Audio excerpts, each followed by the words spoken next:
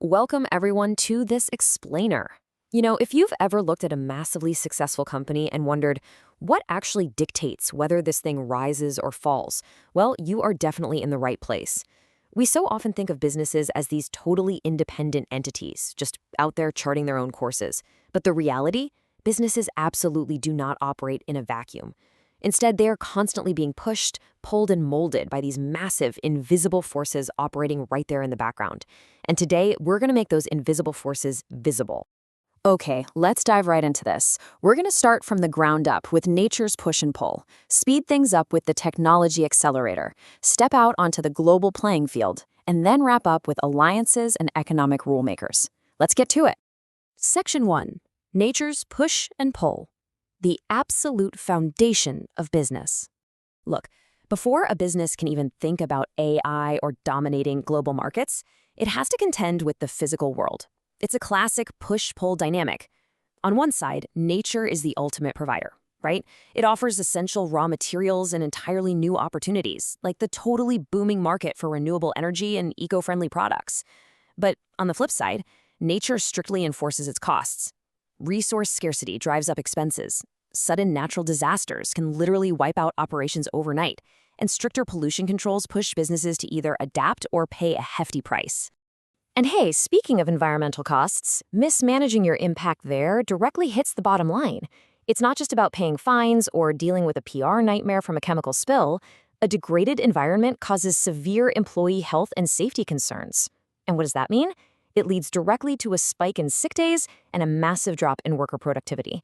Protecting the environment isn't just a nice-to-have anymore, it is completely non-negotiable for business survival. Moving on to Section 2, the technology accelerator, breaking natural constraints. So if nature is setting all these strict boundaries, how on earth does a business actually scale faster than its competitors? Well, enter the double-edged sword of innovation. Technology is the great accelerator. We have machines producing way more in way less time, and automation just slashing production costs. But this brilliantly illustrates how every advantage casts a shadow. That exact same automation brings severe risks of unemployment. The initial investments are usually astronomical. And worse, your incredibly expensive new tech might be completely obsolete in a year. Plus, the more we digitize everything, the more we open the door to absolutely crippling cybersecurity threats. Now, think about it. Technology isn't just invented and then locked away in some secret vault. It migrates. We call this the transfer of technology, or TUT. It's this absolutely crucial process where technical knowledge, patents, and specific skills cross borders from one organization to another. And this migration happens through very structured channels, like licensing agreements, joint business ventures, or foreign direct investment, which is where multinational giants bring their advanced tech directly into emerging host countries. But listen, you can't just buy shiny new technology, plug it in, and expect magic. You need a rock-solid strategy. You've got to start by identifying what your actual production needs are, and then weigh those against the true costs to make sure it actually makes economic sense. From there, it's all about adaptation.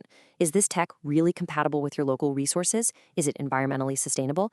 And crucially, and people forget this one all the time, does your workforce actually have the skills to use it?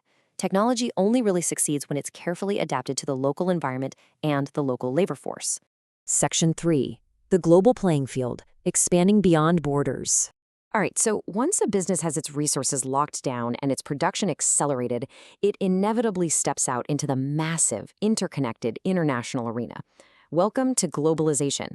It's essentially the free flow of goods, services, and capital across borders. To really grasp this, just think about the smartphone in your pocket. The raw materials for it were likely mined in one country, the software was coded in another, the components were physically assembled in a third, and then the whole thing was shipped and sold to you in a fourth. I mean, that is globalization in action. So, the crucial point here is that this whole interconnected system demands a very delicate balance.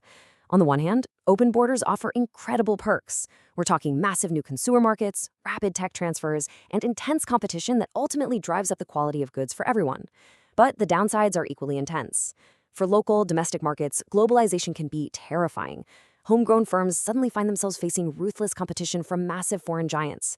This can lead to severe economic dependence, it can widen income inequality, and it can even end up diluting local cultural traditions. Which kind of naturally leads us to pause for a second and ask a really tough question. In a completely open global market, how do developing nations actually survive against these massive global giants? Because when the playing field is global, it is rarely ever level. Honestly, it is a tremendously steep uphill battle.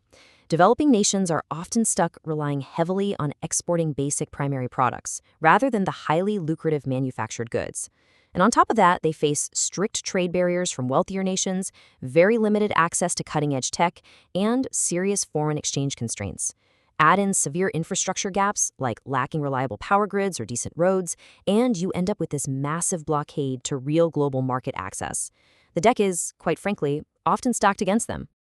And finally, Section 4, Alliances and Economic Rulemakers, the referees of world trade. Now, what's really interesting about this is that with so much inequality and fierce competition, global trade could literally just devolve into pure chaos. So, enter the global referees. Let's quickly demystify this alphabet soup of international organizations. The WTO is there to reduce trade barriers and sort out disputes. The World Bank is focused on long-term development, handing out loans for massive infrastructure projects. The IMF steps in to keep global currencies and exchange rates nice and stable. And UNCTAD was created specifically to help developing nations navigate those exact massive hurdles we were just talking about. But hey, countries don't just sit back and rely on the global referees, right?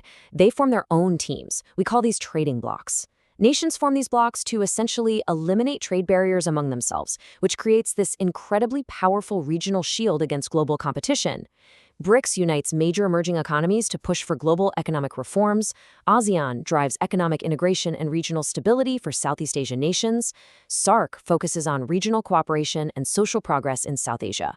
By grouping together like this, these nations drastically increase their bargaining power, secure larger regional markets, and really protect their domestic industries.